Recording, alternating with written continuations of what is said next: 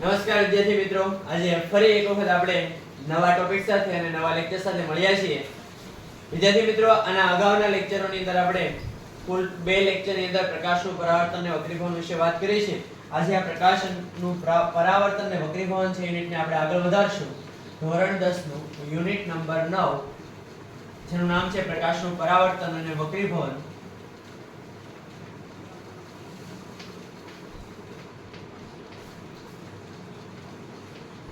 આ યુનિટની અંદર 2 લેક્ચરો દરમિયાન આપણે શીખી ચૂક્યા છીએ સમતલ અરીસો એટલે શું, સમતલ અરીસાના ગુણધર્મો વિશે વાત કરી.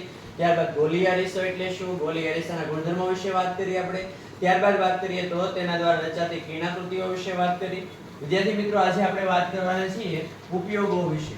શેની વિશે વાત કરવાના છે? ઉપયોગો વિશે. વિદ્યાર્થી મિત્રો, આ 2 માર્કની અંદર સવાલ ખૂબ સારો બની શકે એવો છે. બોર્ડની એક્ઝામમાં તમને અવારનવાર આ પ્રશ્ન છે એ નજર સમક્ષ આવતો હશે કે અંતર્ગોળ અરીસાના ઉપયોગો જણાવો કે પછી બહિર્ગોળ અરીસાના ઉપયોગો જણાવો.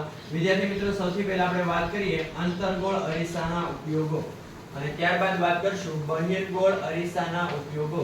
વિદ્યાર્થી મિત્રો, અંતર્ગોળ અરીસાનો ઉપયોગ આપણે ક્યાં ક્યાં કરીએ છીએ? તો સૌથી પહેલા તો ટોર્ચ લાઇટમાં કરવામાં આવે છે, સર્ચ લાઇટમાં કરવામાં આવે છે.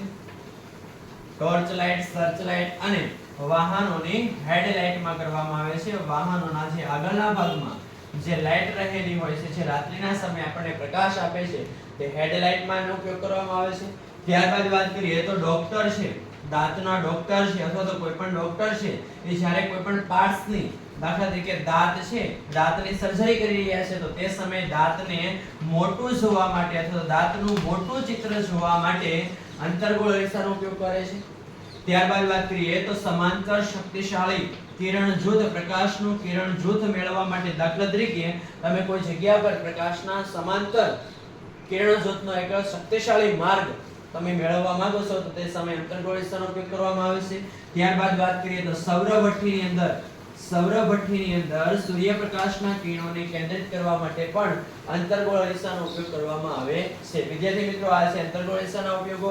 જ્યારે બહિર્ગોળ અરીસાના ઉપયોગોની જો ચર્ચા કરીએ વિદ્યાર્થી મિત્રો, તો એનો એક જ ઉપયોગ અને સૌથી મહત્વનો ઉપયોગ એવો છે કે વાહનોની સાઇડ ગ્લાસ તરીકે અથવા વાહનોના સાઇડ મિરર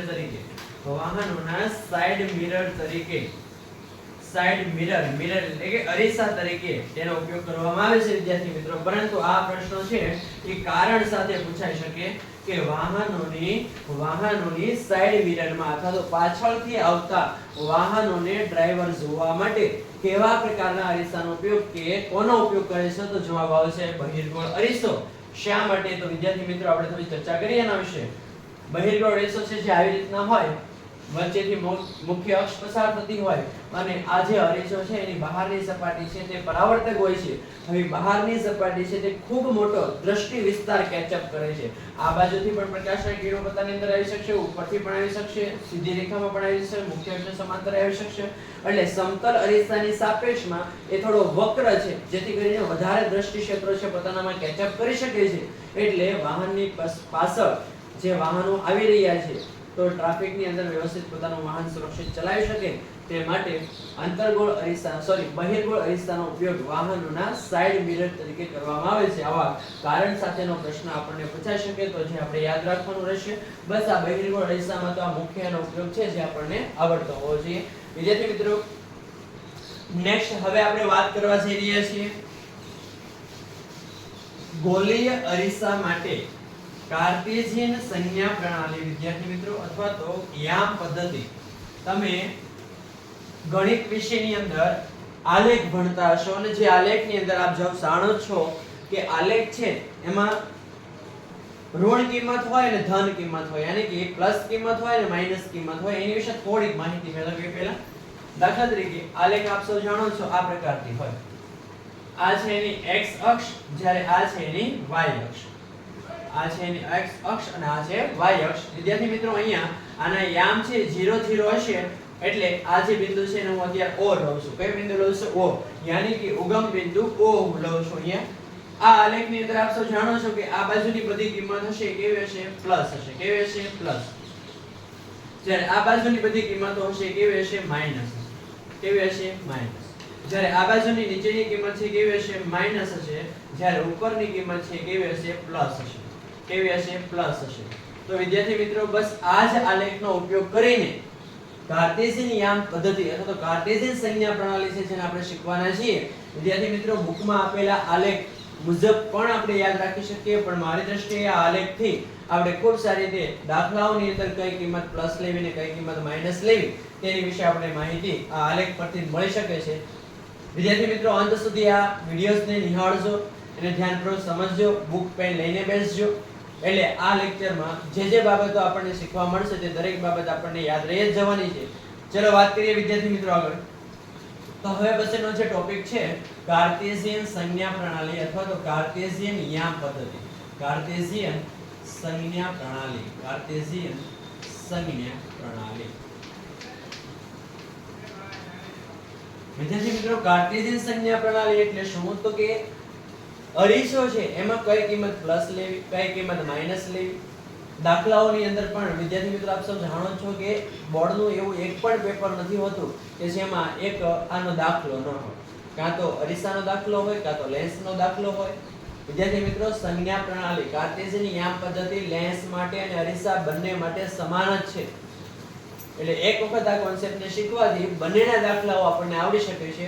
અને જો તમારે દાખલાના માર્ક કવર કરવા છે તો આ ટોપિક તમને આવડવો જ જોઈએ. જો તમને આ ટોપિક નહીં આવડે તો સીધી વાત છે તમને દાખલાઓમાં કિંમતોમાં પ્લસ માઈનસ અથવા તો કઈ કિંમત ઋણ અને કઈ કિંમત ધન લેવી તે તમને સમજાશે નહીં. એટલે ધ્યાનપૂર્વક ખૂબ કોન્સન્ટ્રેશન સાથે આ ટોપિકને શીખવાનો પ્રયત્ન કરજો. વિદ્યાર્થી મિત્રો સૌથી પહેલા હું અહીંયા એક અંતર્ગોળ અરીસાની કિરણાકૃતિ દોરું છું. દાખલા તરીકે અહીંયા છે ધ્રુવ P, અહીંયા છે મુખ્ય કેન્દ્ર F, અહીંયા છે વક્રતા કેન્દ્ર C. હવે વિદ્યાર્થી મિત્રો તમે જોઈ શકો છો અહીંયા ધ્રુવ P છે, આ બાજુ એની ડાબી તરફ મુખ્ય કેન્દ્ર F છે, એની ડાબી તરફ વક્રતા કેન્દ્ર C છે. હવે વિદ્યાર્થી મિત્રો દાખલાઓની અંદર આપણને કોઈ એક બાબત આપેલી હોય, કોઈ એક બાબત આપેલી હોય, દાખલા તરીકે વસ્તુ અંતર આપેલ હોય, પ્રતિબિંબ અંતર આપેલ હોય, પ્રતિબિંબની ઊંચાઈ આપેલી હોય, આ બધી બે ત્રણ બાબતો આપેલી હોય અને એક બે બાબતો આપણે શોધવાની હોય. દાખલાઓ એકદમ ઈઝી છે, એકદમ સરળ છે, જેનો આપણે અભ્યાસ આગળ હમણાં કરવાના જ છીએ. પણ વિદ્યાર્થી મિત્રો આ શીખતા પહેલા આપણે એ સમજવું પડે કે વસ્તુ અંતર કોને કહેવાય, પ્રતિબિંબ અંતર કોને કહેવાય, વસ્તુ ઊંચાઈ કોને કહેવાય, પ્રતિબિંબ ઊંચાઈ કોને કહેવાય, કઈ કિંમત પ્લસ આવશે, કઈ કિંમત માઈનસ આવશે, એ બધી બાબતોની પહેલા ચર્ચા કરીએ. સૌથી પહેલા તો વસ્તુ અંતર એટલે શું? તો વિદ્યાર્થી મિત્રો આ ધ્રુવ P થી જેટલા અંતરે ડાબી તરફ હર હંમેશા આ બાબતને યાદ રાખવી કે વસ્તુ હર હંમેશ અરીસાથી ડાબી તરફ જ હશે. કઈ તરફ હશે? ડાબી તરફ. દાખલા તરીકે આપણે આ કિરણાકૃતિનો આગળ અભ્યાસ કરી ચૂક્યા છે કે વસ્તુનું સ્થાન C પર છે. વસ્તુનું સ્થાન ક્યાં છે? C પર. વસ્તુને આપણે C પર મૂકી છે તો તમે જુઓ તો આ ધ્રુવ P છે એની ડાબી બાજુ છે કે એની જમણી બાજુ છે? તો આપણે સમજી શકીએ કે વસ્તુ છે એ ધ્રુવ P થી ડાબી તરફ છે.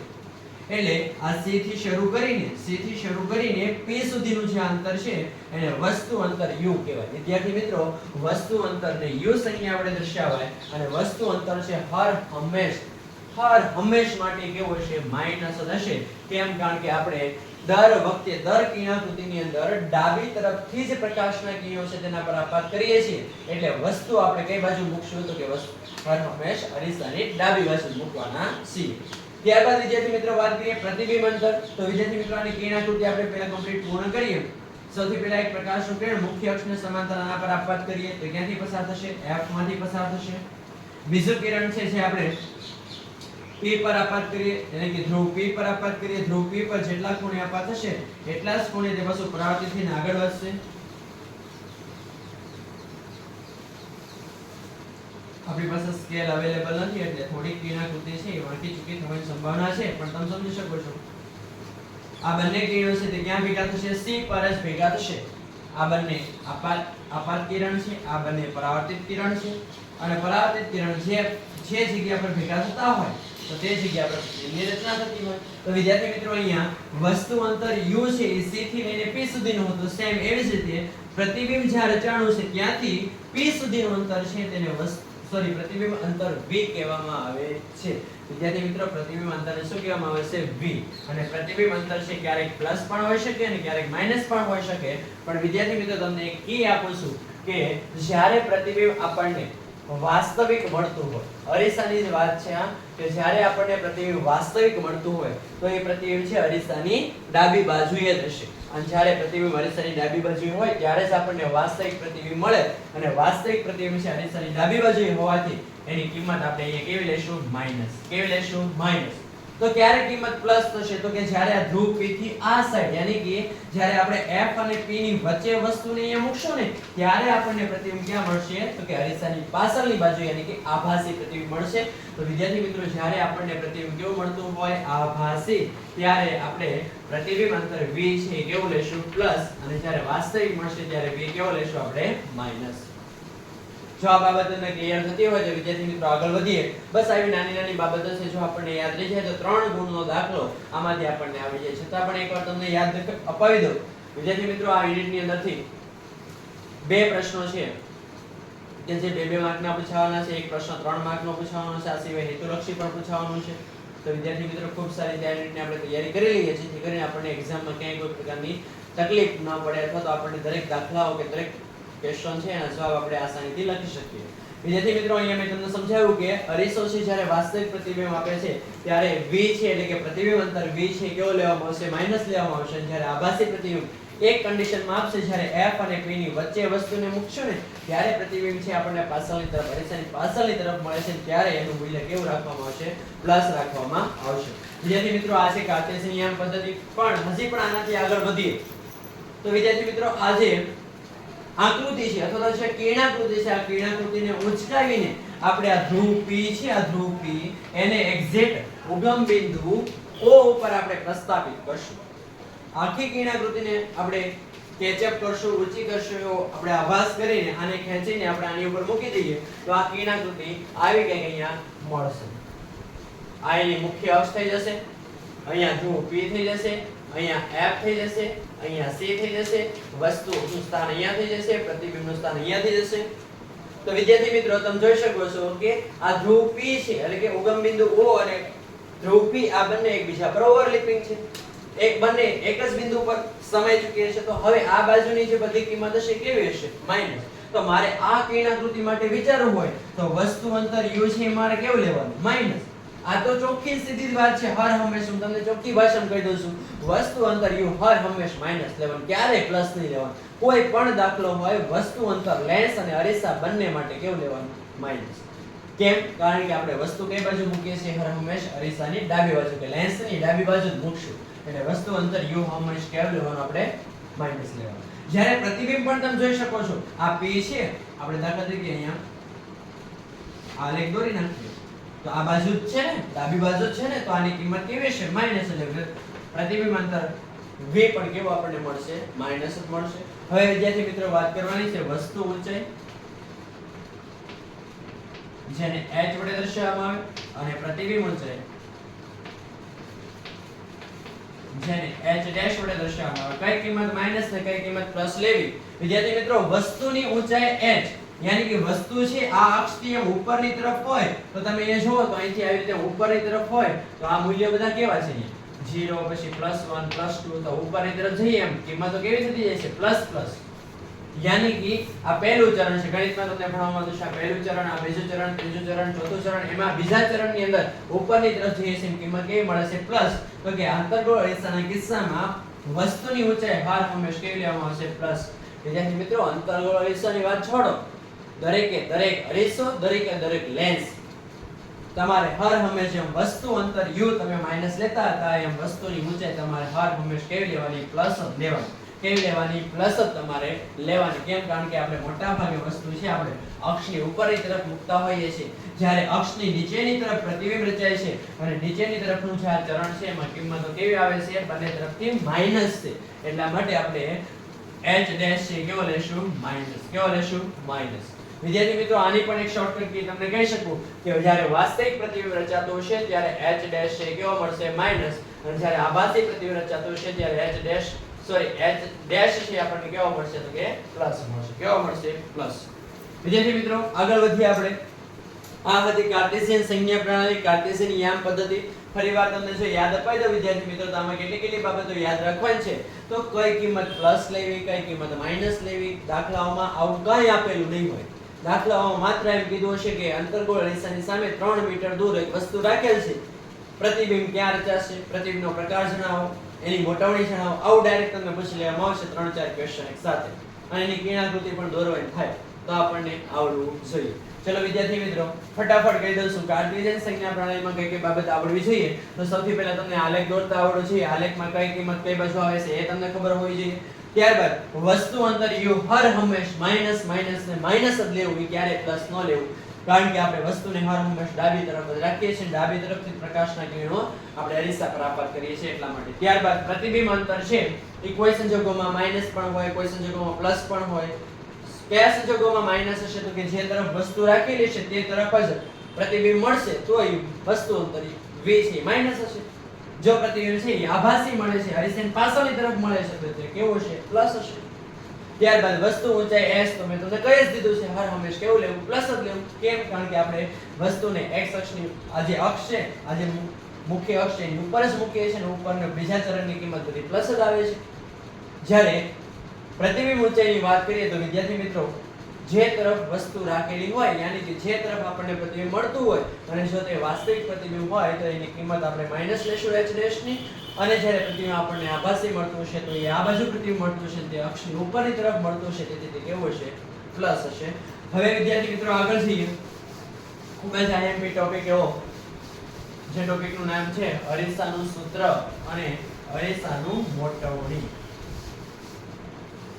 અંતર્ગોળ અરીસો અને બહિર્ગોળ અરીસો બંને માટે એક જ સૂત્ર છે. કોઈ વિદ્યાર્થીના મનમાં જો એવો ડાઉટ હોય કે સર અંતર્ગોળ અને બહિર્ગોળ બંને માટે અલગ અલગ સૂત્રો છે, તો એનો જવાબ છે ના, બંને માટે એક જ પ્રકારના સૂત્રો છે, અથવા તો બંને માટે એક જ સૂત્ર સાચું છે. કેવું સૂત્ર છે? લખીએ આપણે. 1/u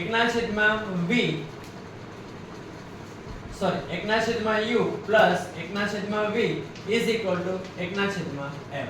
આવું કંઈક સૂત્ર છે કે 1/u પ્લસ 1/v, અથવા તો આને તમે આમ પણ લખી શકો 1/v પ્લસ 1/u બરાબર 1/f. અને આવી રીતે આપણે લખશું કે 1/v પ્લસ 1/u બરાબર 1/f. કારણ કે આ સરવાળાનો સંબંધ છે, એટલે સરવાળામાં તમે આમ લખી શકો 2 + 3 લખો તોય 5 મળે, અને 3 + 2 લખો તોય તમને જવાબ 5 જ મળે. એટલે તમે આ બે માંથી કોઈ પણ રીત વાપરી શકો, પણ આપણે સરળતા ખાતર આ સૂત્રને જ કન્સિડર કરીએ છીએ.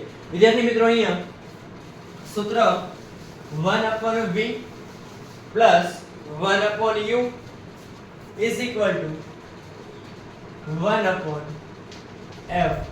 આ સૂત્ર છે જ્યાં v શું છે? તો કે v છે પ્રતિબિંબ અંતર. v શું કિંમત આપે છે આપણને? પ્રતિબિંબ અંતર. જ્યારે u શેની કિંમત આપે છે? u છે વસ્તુ અંતર ની કિંમત આપે છે. જ્યાં f શું છે વિદ્યાર્થી મિત્રો? તો f છે ધ્રુવ p થી લઈને f, એટલે કે મુખ્ય કેન્દ્ર f, આ બંને વચ્ચેનું અંતર છે, જેને આપણે કેન્દ્ર લંબાઈના નામે ઓળખતા હતા. શેના નામે ઓળખતા હતા? કેન્દ્ર લંબાઈ. તો આ કેન્દ્ર લંબાઈનું મૂલ્ય આપણને આપશે. શેનું મૂલ્ય આપશે? કેન્દ્ર લંબાઈ. તો વિદ્યાર્થી મિત્રો, અરીસાનું સૂત્ર એટલે શું? તો કે વસ્તુ અંતર u, પ્રતિબિંબ અંતર v અને કેન્દ્ર લંબાઈ f વચ્ચેનો સંબંધ દર્શાવતું સૂત્ર છે. ફરી એક વખત અગેન રિપીટ કરીએ કે અરીસાનું સૂત્ર એટલે શું? તો કે અરીસાનું સૂત્ર એટલે વસ્તુ અંતર u, પ્રતિબિંબ અંતર v અને કેન્દ્ર લંબાઈ f સ્મોલ f વચ્ચેના સંબંધ દર્શાવતા સૂત્રને અરીસાનું સૂત્ર કહેવામાં આવે છે. અને અરીસાનું સૂત્ર અહીંયા બોર્ડ ઉપર મેં લખ્યું છે. જે સૂત્ર છે એમાં ખાસ યાદ રાખવાનું કે વચ્ચે કયો સંબંધ છે? સરવાળાનો સંબંધ છે. જો વિદ્યાર્થી મિત્રો મારે તમને લેન્સનું સૂત્ર અહીંયા કમ્પેરીઝનમાં કરાવડાવવું હોય તો 1/v - 1/u is equal to 1/f. તો આ સૂત્ર અને આ સૂત્ર બંનેમાં તફાવત શું છે? તો એક જ તફાવત છે વિદ્યાર્થી મિત્રો, માત્ર અહીંયા માઈનસની નિશાની છે, અહીંયા કેવી નિશાની છે? પ્લસની નિશાની. અરીસાના સૂત્રની અંદર પ્લસની નિશાની આવશે, જ્યારે લેન્સના સૂત્રમાં તે કિંમત કેવી લેવાની છે? આપણે માઈનસ લેવાની છે. વિદ્યાર્થી મિત્રો, આ સૂત્ર છે અરીસાનું. હવે પછી આપણે આગળ વાત કરીએ છીએ મોટવણી. શેની વાત કરીએ છીએ? મોટવણી. હવે મોટવણી એટલે શું? ઘણા બધા વિદ્યાર્થીના મનમાં એમ થતું હોય કે સાહેબ મોટવણી યાદ નથી રહેતું, અરીસાનું સૂત્ર યાદ રહી જાય. મોટવણી એટલે શું? વિદ્યાર્થી મિત્રો, આપણે જ્યાં વસ્તુ રાખીએ છીએ એનું કંઈક પ્રતિબિંબ મળે છે આપણને. અંતર્ગોળ રેખાની સામે દાખલા તરીકે આપણે વસ્તુનું સ્થાન c થી થોડે દૂર રાખ્યું તો પ્રતિબિંબ આપણને ક્યાંક મળશે. આ પ્રતિબિંબનું પરિમાણ કેવડું છે, આ પ્રતિબિંબ છે એની ઊંચાઈ કેવડી છે, આ બધી બાબત વાસ્તવિક છે કે આભાસી છે, ચત્તુ છે કે ઉલટું છે, આ બધી જ કિંમતો છે મોટવણી દ્વારા મળે છે. મોટવણીને ઇંગ્લિશમાં કહેવામાં આવે છે મેગ્નિફિકેશન. એટલા માટે તેને સ્મોલ m વડે દર્શાવવામાં આવે છે. શેના વડે દર્શાવવામાં આવે છે? Small m. વિદ્યાર્થી મિત્રો, મોટવણી એટલે શું? તો મેં તમને કીધું એમ, વસ્તુની સાપેક્ષમાં જે પ્રતિબિંબ મળે છે, આ બંનેના જે ગુણોત્તર છે તેને આપણે મોટવણી કહીએ છીએ. જોઈએ એનું સૂત્ર કેવું છે, તો કે m = પ્રતિબિંબ ઊંચાઈ ના છેદમાં વસ્તુ ઊંચાઈ. m એટલે મોટવણી m બરાબર પ્રતિબિંબની ઊંચાઈ છેદમાં વસ્તુની ઊંચાઈ છે. પ્રતિબિંબ ઊંચાઈ છે એને h ડેશ વડે કન્સિડર કરવામાં આવે છે, જ્યારે વસ્તુ ઊંચાઈ છે એને h વડે દર્શાવવામાં આવે છે. વિદ્યાર્થી મિત્રો, અહીંયા તમને એવું લાગતું હશે કે માત્ર એક જ સૂત્ર છે m h ડેશ ના છેદમાં h. તો આનો જવાબ છે ના વિદ્યાર્થી મિત્રો, આ એક સૂત્ર છે અને આની સાથે સાથે આ તો આપણે ઊંચાઈને સંબંધિત મોટવણી શોધ્યું અને હવે આપણે અંતરને સંબંધિત મોટવણી શોધવાની છે. અથવા તો અંતરને રિલેટિવ પણ એક સૂત્ર આપણને આપેલું છે. જોઈએ તો કે m = પ્રતિબિંબ અંતર ના છેદમાં વસ્તુ અંતર. આપણે હમણાં જ આગળ શીખ્યા કે પ્રતિબિંબ અંતર છે ને શું કહેવામાં આવે છે? v, અને વસ્તુ અંતરને શું કહેવામાં આવે છે? u. પણ વિદ્યાર્થી મિત્રો, એક બાબત ખાસ યાદ રાખજો કે આ મૂલ્ય કેવું લેવામાં આવે છે? અરીસામાં માઈનસ લેવામાં આવે છે. કેવું મૂલ્ય લેવામાં આવે છે? માઈનસ. એટલે સૂત્ર કેવું બનશે? m = -v/u. આ મોટવણી શોધવા માટેનું બીજું સૂત્ર થયું. અઘરું ક્વેશ્ચન નથી, સિમ્પલ જ છે. આ જે ઉપરનું સૂત્ર છે એ ઊંચાઈને રિલેટિવ છે. ફરીવાર તમને જ્યારે કોઈ દાખલાની અંદર તમને એવું કીધેલું કે વસ્તુની ઊંચાઈ આટલી, પ્રતિબિંબની ઊંચાઈ આટલી, ત્યારે મોટવણી કેવી રીતે શોધવી? તો એ સમય આ બંને સૂત્રોને ભેગા કરી દેવાના. કેવી રીતે? આમ તો કે m = h બરાબર -v/u. આ સૂત્રની અંદર તમારી કિંમત મૂકવાની. જ્યારે દાખલામાં તમને કીધેલું હોય વસ્તુ ઊંચાઈ આટલી છે, દાખલા તરીકે મીણબત્તીની ઊંચાઈ 5 સેન્ટીમીટર છે, તેને અંતર્ગોળ રેખાની સામે 3 મીટર દૂર રાખવામાં આવેલી છે. તો આવા કિસ્સામાં જો મોટવણી શોધવાની કહે તો તમારે આ સૂત્રનો ઉપયોગ કરવો પડે. પરંતુ ડાયરેક્ટ તમને એવો સવાલ પૂછેલો હોય દાખલાની અંદર કે ભાઈ વસ્તુ છે એ 5 સેન્ટીમીટર દૂર મૂકેલી છે, પ્રતિબિંબ ક્યાં રચાશે, એટલે કે પ્રતિબિંબ અંતર શોધવાનું છે, સાથે સાથે મોટવણી પણ શોધવાની છે. તો તે સમયે માત્ર તમારે આ એક જ સૂત્રનો ઉપયોગ કરવાનો રહેશે. વિદ્યાર્થી મિત્રો, આગળ આપણે હમણાં દાખલા પર જઈએ છીએ ત્યારે આપણે સમજશું કે કેવી રીતે કઈ કિંમત પ્લસ લેવી, કઈ કિંમત માઈનસ લેવી, મોટવણી માટે કયું સૂત્ર ક્યારે કયું વાપરવું, તેની વિશે આપણે ચર્ચા હવે પછી કરી રહ્યા છીએ. વિદ્યાર્થી મિત્રો, બોર્ડ ઉપર છે જે બાબતો લખેલી છે ખૂબ જ કામની અને ખૂબ જ આઈએમપી છે કે ભાઈ અરીસાનું સૂત્ર એટલે શું? અરીસાનું સૂત્ર એટલે કે વસ્તુ અંતર u, પ્રતિબિંબ અંતર v અને કેન્દ્ર લંબાઈ f, આ ત્રણેય વચ્ચેના સંબંધને દર્શાવતું સૂત્ર એટલે અરીસાનું સૂત્ર, કે જેમાં ખાસ યાદ રાખો કે એનો સંબંધ છે એ ક્યાંથી જોડાયેલો છે? પ્લસ નિશાની અથવા તો ધનથી જોડાયેલો છે, જ્યારે લેન્સની અંદર તે કિંમત કેવી છે? માઈનસ છે. આ બંનેનો તફાવત છે. ત્યારબાદ વાત કરીએ વિદ્યાર્થી મિત્રો, મોટવણી એટલે શું? મોટવણીને ઇંગ્લિશમાં મેગ્નિફિકેશન કહેવાય, એટલા માટે તેને સ્મોલ m વડે દર્શાવવામાં આવે છે, જ્યાં એનું સૂત્ર એવું કંઈક બનશે ફાઇનલ h ડેશ ના છેદમાં h -v/u, જ્યાં h ડેશ છે કેની કિંમત આપે છે? પ્રતિબિંબ ઊંચાઈ. h છે કોની ઊંચાઈ આપે છે? વસ્તુની ઊંચાઈ બરાબર. v છે શું આપે છે કિંમત? તો કે ભાઈ પ્રતિબિંબ અંતર. અને u છે કોની કિંમત આપે છે? વસ્તુનું અંતર. આટલી બાબતો જો આપણને આવડતી હોય તો દાખલો ઈઝીલી અને આરામથી આપણે ગણી શકીએ. વિદ્યાર્થી મિત્રો, પાઠ્યપુસ્તકની અંદર આપણને દાખલો આપેલો છે, એ દાખલો છે ઉદાહરણ નંબર 9.1. કયો દાખલો આપેલો છે? ઉદાહરણ નંબર 9.1. આ ઉદાહરણને પહેલા આપણે સમજીએ અને ત્યારબાદ આગળ વધીએ કે દાખલાને આપણે કેમ ગણશું. દરેક વિદ્યાર્થી મિત્રોને મારું એક સૂચન રહેશે કે જ્યારે તમે વિજ્ઞાનના દાખલાઓ ગણતા હો, ત્યારે સૌથી પહેલા દાખલામાં આપેલી રકમને સમજો. કારણ કે ઘણી બધી વખત વિદ્યાર્થીને એવા પ્રશ્નો સામે આવે છે, મને આ દાખલો આવડે છે, મને આ સૂત્ર આવડે છે, મને સદરૂપ આવડે છે, બધું જ આવડે છે, પણ હું દાખલાને સમજી ન શક્યો. અને આ દાખલા તો એટલા તમારે કહેવાય ને જાગૃત મને ગણવા પડશે, કારણ કે પ્લસ અને માઈનસ નો સ્કેલ છે. પ્લસ અને માઈનસ માં ગોટા વાળ્યા એટલે આખા 3 માર્ક જશે. એટલે વિદ્યાર્થી મિત્રો વ્યવસ્થિત, કારણ કે ગણિતમાં તો તમને કઈ રીતના માર્ક આપશે, આમાં તો એવું કાઈ નહીં મળે. જવાબ સાચો તો તમને 3 માર્ક, બધું ખોટું યાની કે તમારો જવાબ ખોટો તો પછી બધું ખોટું. એટલે એવો રિસ્ક આપણે એની લઈએ, ખૂબ સારી રીતે આપણે સમજવાનો પ્રયત્ન કરશું. કઈ કિંમત માઈનસ લેવી, કઈ કિંમત પ્લસ લેવી તેના વિશે વાત કરીએ. વિદ્યાર્થી મિત્રો આપણને એક ઉદાહરણ આપેલું છે ને, ઉદાહરણ કંઈક આવું છે. ઉદાહરણ નંબર 9.1 વાંચી અને એની રકમ છે એની ઉપરથી આપણે કિંમતોને આપણે લિસ્ટ કરી લઈએ. સૌથી પહેલા ઉદાહરણ આપેલું છે 9.1. ઉદાહરણને વાંચીએ સૌથી પહેલા કે કોઈ વાહનમાં પાછળના દ્રશ્યો જોવા માટે ઉપયોગમાં લેવાયેલ બહિર્ગોળ અરીસાની વક્રતા ત્રિજ્યા 3 મીટર છે. હવે કોઈ વાહન છે, દાખલા તરીકે આ વાહન છે, દાખલા તરીકે આ વાહન છે. આ વાહનની અંદર આગળના ભાગમાં અહીંયા ડ્રાઈવર બેઠો છે, ડ્રાઈવરની બાજુમાં અહીંયા એક અરીસો હશે કે જે અરીસો અહીંયા જે પાછળથી આવતા વાહનો છે એને જોવા માટે આ ડ્રાઈવર ઉપયોગ કરશે. અને આ જે બહિર્ગોળ અરીસો છે એની વક્રતા ત્રિજ્યા આપણને આપેલી છે, યાની કે આ બહિર્ગોળ અરીસો છે એની વક્રતા ત્રિજ્યા યાની કે અહીંયા હશે f અને અહીંયા હશે c. તો કે અહીંયા હશે ધ્રુવ p, અહીંથી લઈને અહીંયા સુધીનું અંતર છે કેટલું આપેલું છે આપણને 3 મીટર આપેલું છે. કેટલું આપેલું છે? 3 મીટર. ત્યારબાદ વાત કરીએ જો એક બસ અરીસાથી 5 મીટર અંતરે આવેલી હોય. વિદ્યાર્થી મિત્ર એનો કહેવાનો મતલબ એમ છે કે આની જેટલી ત્રિજ્યા છે વક્રતા ત્રિજ્યા એનાથી જે બસ છે એ કેવી છે? દૂર છે. કેટલી છે? દૂર. યાની કે p થી લઈને અહીંયા સુધી દાખલા તરીકે આટલું અંતર છે, આટલું અંતર 3 સેન્ટીમીટર 3 મીટર થતું હોય તો આ કેટલું થશે? 5 મીટર. આટલા અંતરે શું આવેલી છે? એક બસ આવેલી છે. અહીંયા એક બસ. અને જે આપણને શેમાં જોવા મળે છે? અરીસામાં જોવા મળે છે. આ ડ્રાઈવર છે અને આ બસનું પ્રતિબિંબ આ અરીસાની અંદર જોવા મળે છે. જોઈએ આગળ તો આ અરીસા વડે મળતા પ્રતિબિંબનું સ્થાન, પ્રકાર અને પરિમાણ નક્કી કરો. વિદ્યાર્થી મિત્રો જોતા જઈએ અને ગણતા જઈએ દાખલાને. સૌથી પહેલા તો એ કઈ કિંમતો આપી છે ને જે આપણને આવડતી હોવી જોઈએ. સૌથી પહેલા આપણને એમ કીધું છે કે અરીસો છે જે બહિર્ગોળ છે, એટલે એ પહેલા હું લખી લઈશ અરીસો છે તે બહિર્ગોળ. ત્યારબાદ એવું કીધું છે વક્રતા ત્રિજ્યા, વક્રતા ત્રિજ્યા જેનું મૂલ્ય આપણને આપ્યું છે 3 મીટર. કેટલું આપ્યું છે? 3 મીટર. ત્યારબાદ બસ એ અરીસાથી કેટલી દૂર છે? તો કે આપણને આપ્યું છે વસ્તુ અંતર. શું આપ્યું છે? વસ્તુ અંતર. વસ્તુ અંતર કેટલું આપ્યું છે આપણને? 5 મીટર. કેટલું આપ્યું છે? 5 મીટર. વિદ્યાર્થી મિત્રો કઈ કિંમત માઈનસ પ્લસ હજી મેં કાંઈ લખ્યું નથી. હજી તો હું ખાલી દાખલાની રકમને સમજુ છું.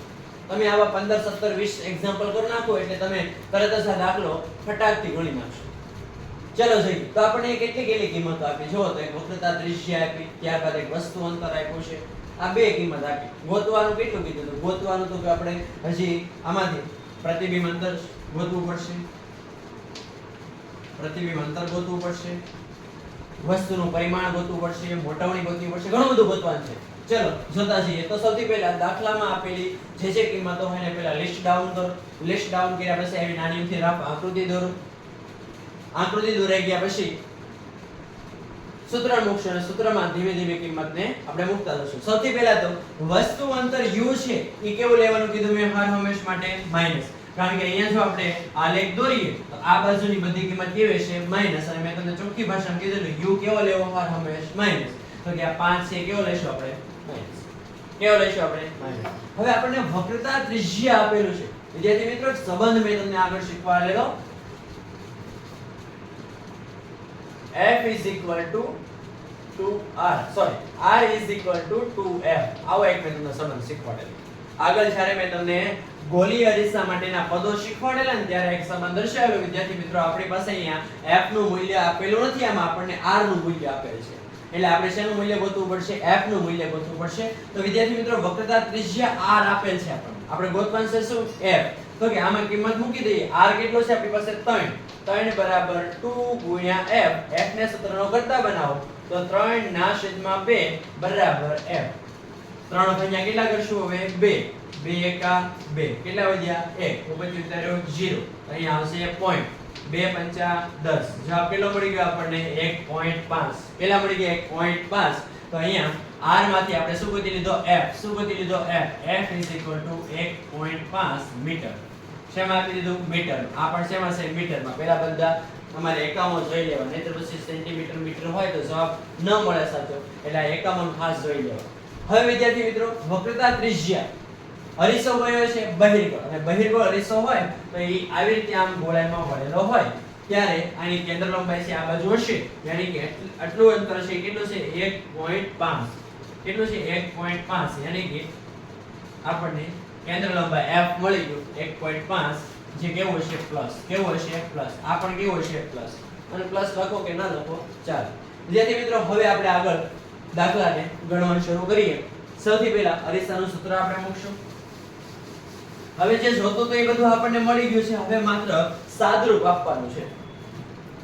સૂત્ર મૂકશું 1/v + 1/u = 1/f. સૌથી પહેલા 1/v ગોતવાનું શું છે? પ્રતિબિંબ અંતર 20 ગોતવાનું છે ને, તો 1/v છે ને સૂત્રનો કરતા બનાવી દો. 1/, બરાબર. જો વિદ્યાર્થી મિત્રો, હર હંમેશ બરાબર ને તમે અહીંયા લ્યો છો તો બરાબર વાળું પદ પણ સાથે સાથે આવે, તો 1/f અહીંયા પ્લસ 1/u છે, તો એને આપણે સામેની બાજુ લઈ જઈએ, કારણ કે બરાબર ની આ બાજુ લઈ જઈશું તો એ માઈનસ થશે. Minus 1/u. વિદ્યાર્થી મિત્રો, 1/v = 1/f. હમણાં જ મળ્યો. કેટલો મળ્યો? 1/1.5. 1/1.5. વચ્ચે કઈ નિશાની? માઈનસ. નિશાનીનો ખાસ ધ્યાન દેજો. ત્યારબાદ 1/u. u કેટલો આપણને આપેલો છે? 5, પણ એ કેવો છે? માઈનસ, તો -5. નિશાનીઓથી ગભરાવાની જરૂર નથી. ચલો આગળ વધીએ. 1/v = હવે વિદ્યાર્થી મિત્રો, અહીંયા પોઈન્ટ વાળી સંખ્યા છે 1.5. ગભરાવાની જરૂર નથી. આ પોઈન્ટ છે ને મારે દૂર કરવો હોય તો અંશમાં કેટલા લખવા પડે? 10, કારણ કે એક પોઈન્ટ ને મારે અહીંયા લઈ જવો હોય, એક પોઈન્ટ ખસેડવો હોય તો ઉપર કેટલા લખી નાખું? 10. હવે 10 લખી નાખીએ, નીચે કેટલા થઈ ગયા? 15. અહીંયા માઈનસ ગુણ્યા માઈનસ કેટલા થશે? માઈનસ માઈનસ પ્લસ અને 1/5. હવે તો સિમ્પલ થઈ ગયું. આગળ વધીએ. હવે ક્રોસ ગુણાકાર કરશું. લસા લેવા કરતા ક્રોસ ગુણાકાર ખૂબ સરળ પડશે. સૌથી પહેલા આનો ગુણાકાર કરો. 5 દાન અથવા 10 પંચા કેટલા થશે? 50. લખી લઈએ 1/v = આનો અહીંયા ગુણાકાર કરો, આનો અહીંયા ગુણાકાર કરો અને પછી આ બેનો ગુણાકાર કરો. સૌથી પહેલા 10 પંચા 50. વચ્ચે કઈ નિશાની છે? પ્લસ ની. શેની નિશાની છે? પ્લસ ની. ત્યારબાદ 15 એકા 15 છેદમાં 15 પંચા 75. 1/v = 15 + 50 કેટલા થશે? 65. અને 65/75. વિદ્યાર્થી મિત્રો, ક્યાંક છેદ ઉડે એવું આપણને લાગે છે. ચલો 1/v બરાબર 13 પંચું કેટલા થશે? 65. 13 પંચા 65 અને 15 પંચા 75. 5 5 ઉડી જશે તો 1/v = 13/15. આવી કે કિંમત આપણને પ્રાપ્ત થશે. પણ વિદ્યાર્થી મિત્રો, આ આપણને કિંમત મળી 1/v ની કિંમત મળી, આપણે જોઈએ છે v, તો આને પણ આપણે શું કરી દેશું? ઉલટાઈ દેશું. 15/13. હવે આપણે શું કરીએ? 15/13 કરીએ. 13 એકા 13 કેટલા વધ્યા? 2 વધ્યા. ભાગ નો આલે એટલે ભાગમાં પડી, ભાગમાં પોઈન્ટ આવશે પહેલા, પછી અહીં આવશે 0. પાછા 13 એકા 13 કેટલા વધ્યા? 7. ઉપરથી ઉતાર્યા 0. વિદ્યાર્થી મિત્રો, 13 નો ઘડિયો બોલો 70 આવે છે. 13 એકા 13, 13 દુ 26, 13 39, 13 ચોક 52, 13 પંચા 65, 13 પંચા 65, 13 છોક 78, એટલે 13 પંચા 65. યાની કે 1.v = 1.15. વિદ્યાર્થી મિત્રો, આ બધા એકમ શેમાં આપેલા છે? મીટરમાં. તો આ જવાબ પણ શેમાં મળશે? મીટરમાં. તો v = 1.15 મીટર આપણને જવાબ મળશે. વિદ્યાર્થી મિત્રો, દાખલો જે અડધો થયો છે. કેમ? કારણ કે આપણને પ્રતિબિંબ અંતર 20 મળ્યું છે. હજી આપણે શું ગોતવાનું છે? તો કે હજી આપણે મોટવણી ગોતવાની છે. શું ગોતવાની છે?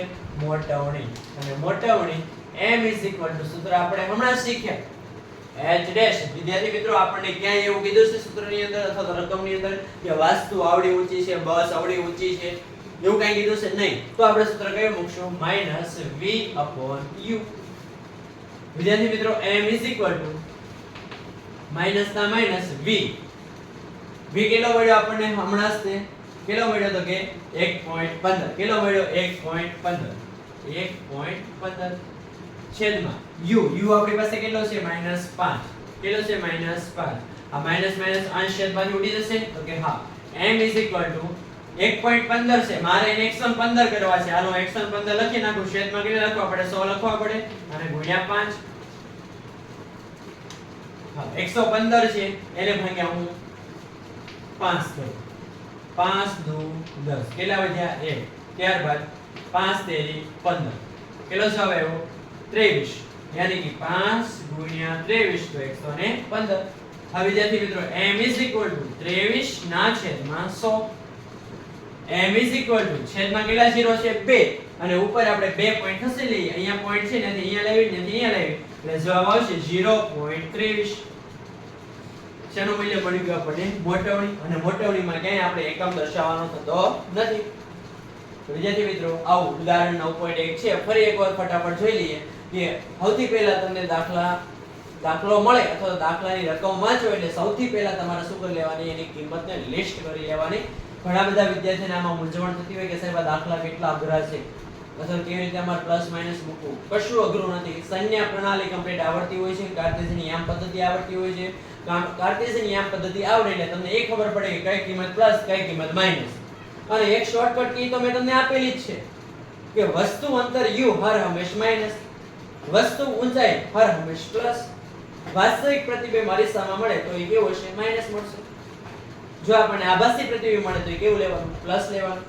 વસ્તુની ઊંચાઈ પ્લસ લેવાની, પ્રતિબિંબની ઊંચાઈ પ્લસ લેવાની. ત્યારે જ્યારે આભાસી પ્રતિબિંબ મળે ત્યારે એ દાખલા એકદમ સરળ છે. આ પ્રશ્ન છે વિદ્યાર્થી મિત્રો 3 ગુણની અંદર પૂછાઈ શકે હોય છે. તમે જૂના પેપરોને જોજો, રીડ કરશો તો તમને આવા દાખલાઓ એની સામે તમને જોવા મળશે. કાં તો અરીસાનો કાં તો લેન્સનો દાખલો પૂછાતો હોય છે. વિદ્યાર્થી મિત્રો તમે ખાસ ધ્યાન અહીંયા રાખજો. અહીંથી સદરૂપ આપવામાં ખાસ ધ્યાન રાખજો.